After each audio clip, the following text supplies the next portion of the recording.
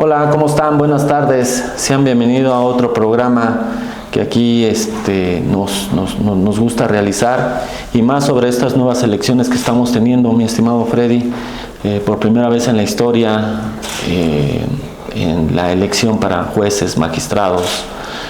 Queridos amigos, está con nosotros la doctora Gabriela Eugenia del Valle Pérez, quien tiene la boleta azul con el número 2 y va a ser a nivel nacional esta boleta. Entonces, amigos, no se olviden que estamos tratando de dar a conocer las características de aquellos profesionistas que van a integrar el Poder Judicial.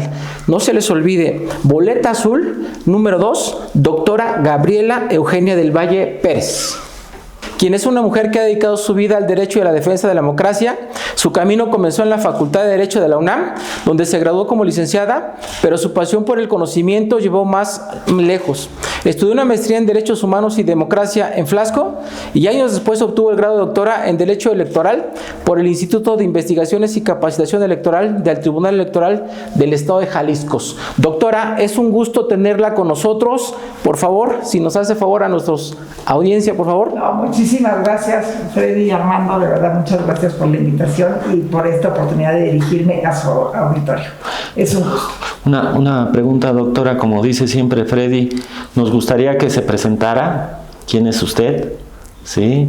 Un brevario de los cargos que ha tenido. Nos gustaría que nos platicara un poquito. Bueno, soy Gabriela Eugenia del Valle Pérez, soy actualmente magistrada en la Sala Regional Guadalajara del Tribunal Electoral del Poder Judicial de la Federación. Pero bueno, mi carrera no inició en esa sala, obviamente. En un inicio, o mi primera casa laboral, como yo les digo, fue el Instituto de Investigaciones Jurídicas de la UNAM, en donde estuve cerca de 5 años, la verdad. Posteriormente me fui a trabajar a la iniciativa privada, algunos despachos de abogados, en áreas de recursos humanos de algunas agencias de investigación de mercado, y después ya me fui a trabajar a la Suprema Corte de Justicia de la Nación. De ahí ya me fui a la Sala Superior del Tribunal Electoral del Poder Judicial de la Federación. Y desde entonces, desde el año 2003, no he salido de la materia electoral. Estuve en la Sala Superior, después estuve en el Tribunal Electoral del Distrito Federal.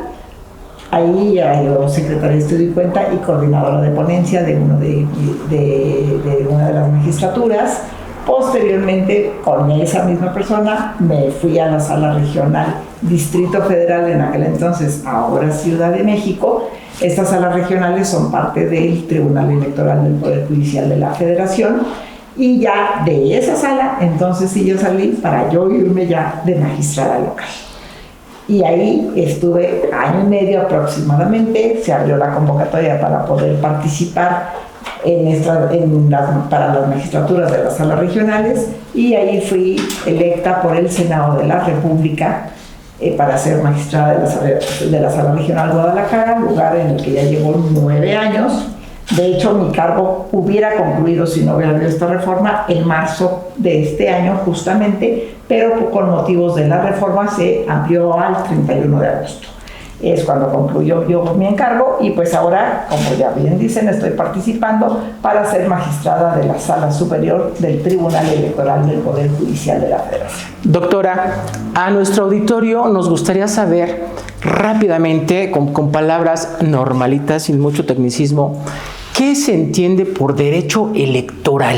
A grandes rasgos, ¿qué es lo que revisa, qué es lo que analiza con ese tema del derecho electoral? Porque bueno, ha habido muchas cosas, o se ha satanizado o ha hecho muchas especulaciones a veces el Poder Ejecutivo, pero que nos explique un poquito qué incluye el derecho electoral. Bueno, yo te voy a hablar en sí, digamos, de las 3 grandes áreas de las cuales se ocupa el Tribunal Electoral del Poder Judicial de la Federación. En primer lugar, para mí se ha dedicado, la verdad, y de una manera estupenda, a expandir los derechos político-electorales de grupos que siempre habían estado invisibilizados, que nunca habían podido llegar a los cargos de poder. Entonces, es una gran labor que ha hecho a base de sentencias. Se ha podido primero, se dio finalmente, o fue como conclusión de todas estas maravillosas sentencias, el que ahora en nuestra Constitución esté la paridad como un principio. y ya no nada más como una buena intención como era con las cuotas de género. Otra de las grandes labores que realiza es justamente revisar la legalidad de los procesos electorales que se dan en el país. O sea, en una primera instancia van a pasar a los tribunales electorales locales, porque recordemos que en cada entidad federativa hay un tribunal electoral local. Y después, dependiendo de los cargos, pasan o a las regionales o directamente a la sala superior. ¿En qué casos pasa a una sala regional? Cuando se trata de diputaciones de mayoría relativa o cuando se trata de senadurías de mayoría relativa, tratándose de las elecciones federales, tratándose de las elecciones locales. Nosotros conocemos tanto mayoría relativa como representación proporcional de diputaciones y también las elecciones de los integrantes, de las personas que integran los ayuntamientos. En cambio, la sala superior van a pasar de los tribunales locales directamente a la sala superior cuando se trate, obviamente, las gubernaturas de los estados, por ejemplo. O tratándose de la presidencia de la República, ella es la única instancia que conoce sobre este tema. El tercer gran aspecto que regula el Tribunal Electoral del Poder Judicial de la Federación es que todas las actuaciones del Instituto Nacional Electoral y de los institutos electorales locales estén apegadas a la ley y a la Constitución. O sea, todos los acuerdos que se emitan, ya sea antes de los procesos electorales, después de los procesos electorales, por ejemplo, no sé, las de fiscalización, por ejemplo, cuando utilizas recursos públicos y te señalan cuánto gastaste, si incurriste en alguna omisión, si incurriste en alguna falta. O sea, todas estas cosas nosotros nos encargamos de su revisión. Entonces, para mí estas son las tres grandes áreas que ve el Tribunal Electoral del Poder Judicial de la Federación particularmente. Y en el camino, doctora, ¿cómo han evolucionado los tribunales? Muchísimo, la verdad. O sea, para mí, de ser unos tribunales como de mera legalidad, okay, pasaron a ser tribunales en donde se interpreta el derecho. Digo, quien ha querido, ¿verdad? Porque también hay magistraturas que les gusta hacer meramente lo que la ley dice y ya, ¿no? Pero hay otras magistraturas que nos encanta interpretar el derecho y se ha ampliado, por ejemplo, este tema de los derechos político-electorales, tratándose de conflictos internos de partidos políticos. Hasta el año 2003 es cuando se empezaron a conocer en los tribunales electorales, porque antes se quedaban en los partidos políticos y nadie más conocía de los conflictos internos de partidos políticos. Luego, por ejemplo, también las salas regionales en un inicio solamente actuaban durante los procesos electorales y posteriormente se hicieron permanentes y se les fueron dando mayores funciones para justamente buscar de alguna manera esta permanencia, que además, como yo les digo, la gente luego piensa que los tribunales electorales nada más tenemos trabajo en la época electoral y no, es un gran error.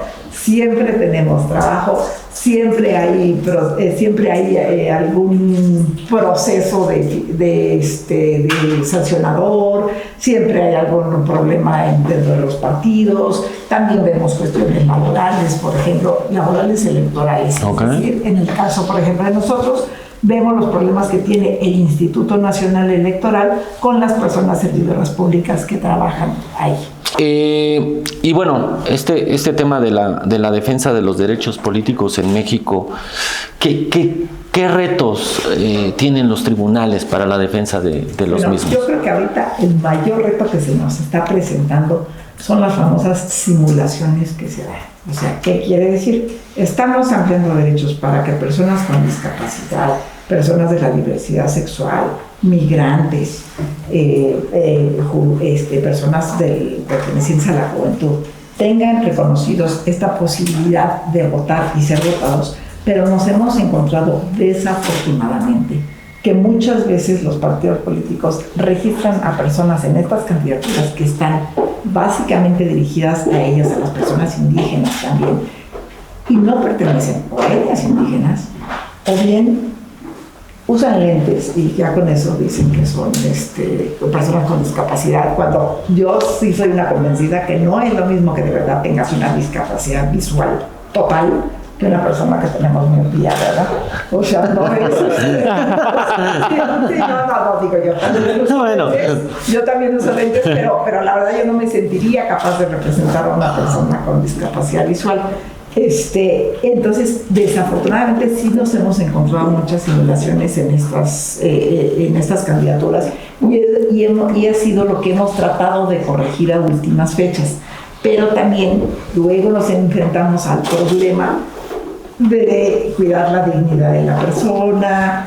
Entonces estamos todavía mediando en cómo cuidas, digamos, la intimidad o la dignidad de la persona, pero también cómo haces que estas cuotas de verdad sean efectivas.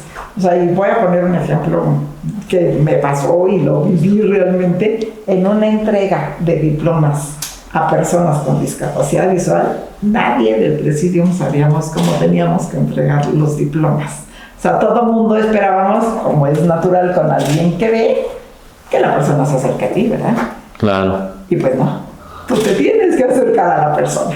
Hasta que una de las personas que en este municipio de Jalisco es el encargado justamente del área de personas con discapacidad, se acercó y nos dijo, oiga, es que por favor acérquense, nos tienen que tocar el brazo y obviamente las personas estaban oyendo que estaba su nombre, pero pues ellos no podían estarse moviendo porque además era un espacio que era desconocido para ellos. Claro. Entonces ni siquiera era que dijeran, bueno, estaban en su casa y ya conocen el espacio perfectamente cómo moverse, y esto no sucedía. Entonces esto pasa en la vida real. O sea, a mí me pasó hace muy poco en un evento que me invitaban en este municipio y de verdad nadie del Presidium sabíamos, y así todos así de, ¿qué hacemos, no? Wow. Entonces, por eso es tan importante que sí las personas que representen verdaderamente estos grupos sean las que lleguen. O sea, porque nadie mejor que estas personas son los que van a entender las necesidades que estas personas tengan. Con esto, como siempre digo, no quiero decir, si yo represento a las personas con discapacidad, la única agenda que puedo tener es las personas con discapacidad. No, puedo tener otras. Claro. Pero obviamente mi prioridad va a ser la defensa de los derechos de las personas con discapacidad. En cuanto a los derechos políticos, también, perdón que agregue No, eso es importante, ¿no? Para mí son la puerta de entrada para exigir otro tipo de derechos. Y también lo digo, a raíz de un evento en el que estuve, tuvimos alguna vez una sentencia en la Sala Regional Guadalajara sobre una credencial de lector que la familia de la persona que se encontraba en estado vegetativo necesitaba hacer un cambio para poder seguir los trámites de la pensión. Obviamente con las reglas era, oye, pues si tú estás en estado vegetativo no estás dando tu voluntad. Claro. Y ese hubiera sido lo normal. En la Sala Regional de Guadalajara dijimos, oye, no, esto lo necesitan para beneficio de la persona que está en estado vegetativo. Y entonces lo que se permitió es que el hijo fuera el que asumiera esta representación de solicitar la credencial de lector, fuera el que firmara todos los formatos, e incluso el propio Instituto Nacional Electoral se trasladó a casa de la persona para poderle tramitar esta credencial que necesitaba para seguir haciendo los trámites de pensión, porque lo necesitaba esta persona. Muy bien. Doctora, ¿cuáles son los retos actuales más importantes en la defensa de los derechos políticos en México?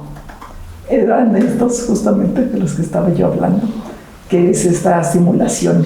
Sí, es que precisamente lo del derecho electoral no solamente incluye a partidos políticos, como usted bien lo estaba diciendo. A las ciudadanas y a los ciudadanos. Es importante que sepamos que solamente no a partidos políticos, sino incluye a todos los ciudadanos. ¿Por qué? Por el hecho de tener nuestra credencial y que tiene derechos y obligaciones como tal, como cada ciudadano, ¿no? Que debemos participar. Hasta hace muy poco, Freddy, las personas que estaban en prisión no podían emitir su voto, por ejemplo. Y eso fue un cambio también que se dio a raíz de una demanda, porque eso sí también déjame decirles, y ustedes, como abogados lo saben perfectamente, que si no te llega una demanda, pues por más buenas intenciones que tengas, tú no puedes hacer nada. Lo que necesitas es que te llegue una demanda para poder iniciar cualquier proceso. Entonces, justamente a raíz de una demanda que llega de unas personas que sí estaban, digamos, ya recluidas, pero todavía no se les había dictado auto de formal prisión. Entonces a estas personas sí se les permitió ejercer su derecho al voto. Y a partir de ahí, primero se hicieron pruebas piloto y en 2024 en todos los reclusorios del país se pudo votar por la presidencia de la República. Pero es hasta antes que se dicte. Sí. El auto de formal. El auto de formal prisión. Sí pueden y tienen esos derechos hasta ese momento, ¿no? Sí, exactamente. ¿Qué mensaje le diría a las mujeres y a los jóvenes que hoy quieren incidir en el mundo jurídico político, pero se enfrentan a estos estigmas o violencia? Que no se den por vencidas ni por vencidos, que hay que trabajar en conjunto para poder lograr estos avances. Porque si cada quien queremos jalar para nuestro santo, es muy difícil. O sea, yo en el caso, por ejemplo, sobre todo de mujeres, bueno, sí, jóvenes, personas con discapacidad, personas de la diversidad sexual, migrantes, o sea, yo les digo que estamos, digamos, como peleando de alguna manera en contra de un sistema que está establecido hace muchísimos siglos. Entonces, si cada quien queremos jalar para nuestro lugar, en lugar de trabajar en coordinación, va a ser muy difícil. O sea, yo creo que uno de los grandes avances que se dio en el tema de las mujeres, por ejemplo, fue, en el caso, por ejemplo, de incorporar la paridad a la Constitución, fue que las legisladoras de todos los partidos, ahí sí no les importó lo que su partido les dijera ni nada, se pusieron de acuerdo. Y fue por eso que se pudo incorporar la paridad, el principio de paridad en la Constitución. Porque si no hubiéramos seguido, yo creo que todavía con nuestras cuotas, con el famoso procurará en lugar de garantizará. Entonces es esta unión la que hace posible que verdaderamente se puedan tutelar estos derechos. Obviamente esta unión, tanto de las personas de toda la ciudadanía, de las autoridades electorales, de las y los legisladores, o sea, por eso es tan importante trabajar en beneficio de las personas. Ante esta elección inédita, la primera que vamos a tener, ¿qué riesgos y oportunidades usted puede observar y qué tan importante es la interpretación de la participación ciudadana en este proceso? Bueno, yo definitivamente llamaría a las personas a salir a votar, porque justamente, como bien dice Armando, es la primera vez que vamos a poder elegir a quienes integran nuestros poderes judiciales. Y yo te decía, es la primera vez que tú vas a poder decidir si quieres a una persona que únicamente aplique mecánicamente la ley o quieres a una persona que interprete la ley. Entonces, yo sí haría este llamamiento de verdad, o sea, no pueden dejar de pasar esta oportunidad, porque si tú no vas, entonces otra persona es la que va a decidir por ti. O sea, si tú lo que decides es, no, yo no voy a votar, yo no creo esto, lo que sea, pues otra persona entonces va a decidir por ti y pues allá tú, ¿no? La verdad yo sí creo que sí es un derecho que sí se debe de ejercer. También sería importante recalcar, por ejemplo, los famosos acordeones que han circulado por todas las redes sociales y todo. La verdad yo le diría a la gente, sí, haz tu propio acordeón, digo, porque pues sí, obviamente son boletas a las que no estamos acostumbrados, o son boletas que tienen puros nombres, no tienen emblemas de partidos, porque esta vez los partidos políticos no estaban atrás de nosotros. Y sí, entonces haz tu propio acordeón, pero no permitas tampoco que otra persona decida cómo vas tú a ejercer tu voto, porque una cualidad o una característica del voto es que este debe ser libre.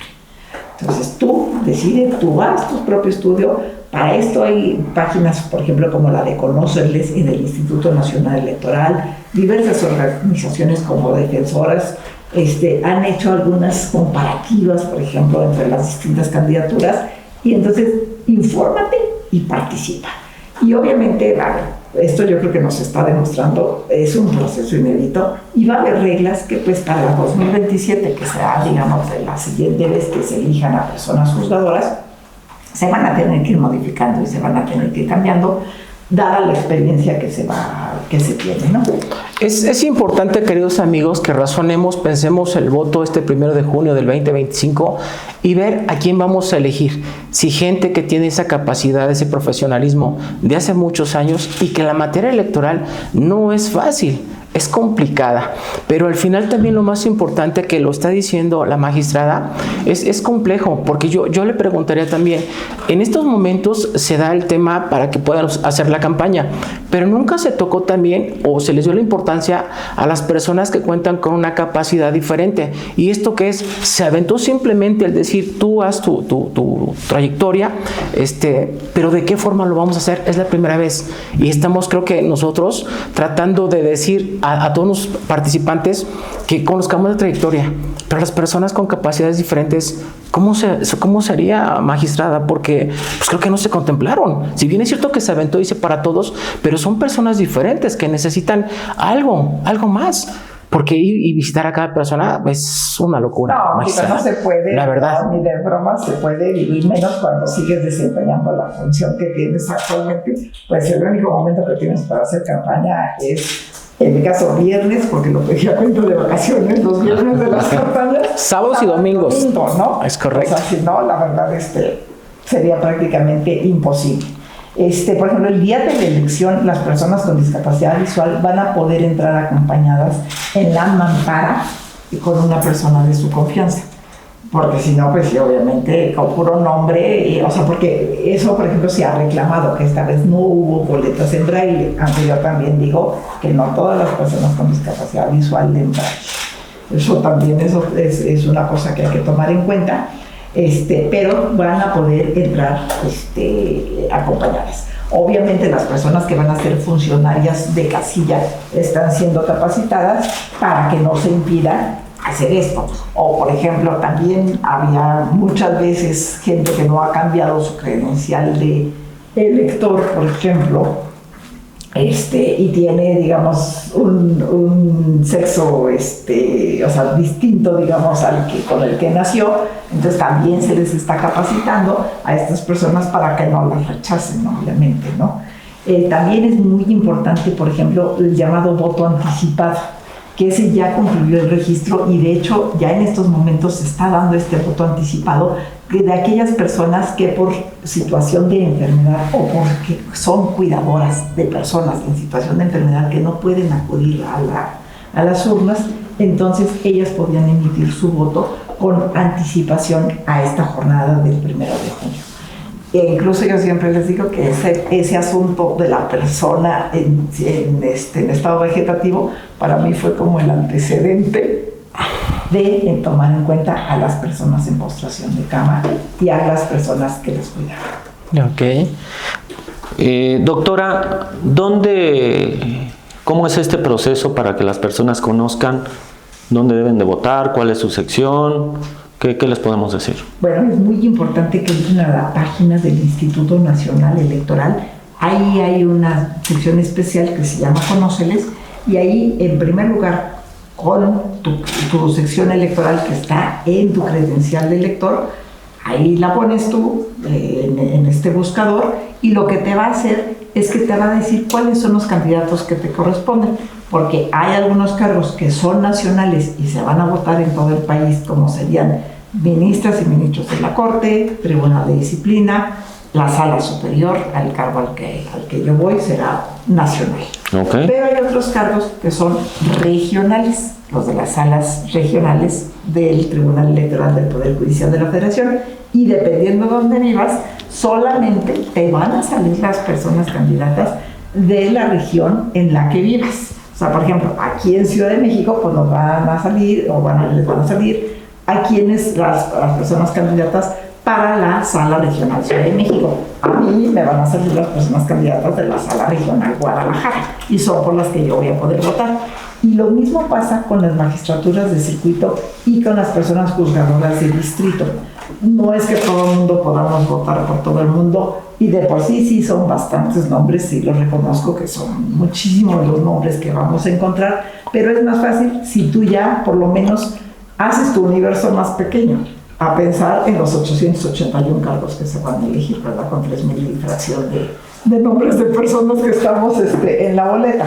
Pero si tú haces tu universo ya más pequeño y lo pones en tu sección, por lo menos ya vas a poder ver qué cargos son los que te va a tocar elegir a ti. Y como yo te decía, entonces ahora sí, hago mis anotaciones después de haber entrado a Conóceles, después de haber seguido, por ejemplo, otra página como Yo Ciudadano o algunas otras que se han estado haciendo en las universidades, y tú puedes ya tener una decisión informada y haces tus anotaciones. Pues ya el día de la jornada ya llegas con tus anotaciones hechas y ya nada más llenas tus cuadritos, porque ese es otra cosa. Entonces sería entrar a la sección Conóceles. Sí. Y ahí haces tu ejercicio previo para que llegues y ya sepas y no tengas toda esa hoja que te vayas a confundir. Sí, incluso hay una parte que se llama practica tu voto. Ok. Justamente. Muy bien, pues practiquen su voto. Pues amigos, como bien saben, nosotros nos hemos dedicado prácticamente a entrevistar candidatos para que conozcamos cuáles son los antecedentes, cuál es el profesionalismo y cuál es el interés de sus servidores, de que nosotros, la gente, conozca quiénes son las personas que van como candidatos. Y que nuevamente lo digo, vamos a tratar de que ese voto sea razonado y que lo hagamos de manera precisa, contundente, para que apoyemos con México en esa reforma judicial.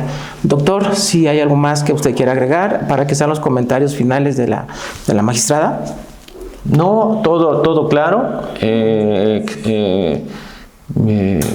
Me resulta interesante su carrera, su visión en todo este tema de la defensa de los derechos políticos, y la mejor de las suertes, doctora. Necesitamos gente capaz, capacitada, que conozca de estos temas y nos ayude a todos, a nuestro México, en todo este tema de la defensa de los derechos políticos. Muchas gracias por acompañarnos. No, al contrario, la agradecida, señor Freddy Armando, de verdad, muchísimas gracias por haberme dado esta oportunidad de dirigirme a su auditorio. Muchísimas gracias, amigos. Nos vemos en la siguiente. Saludos.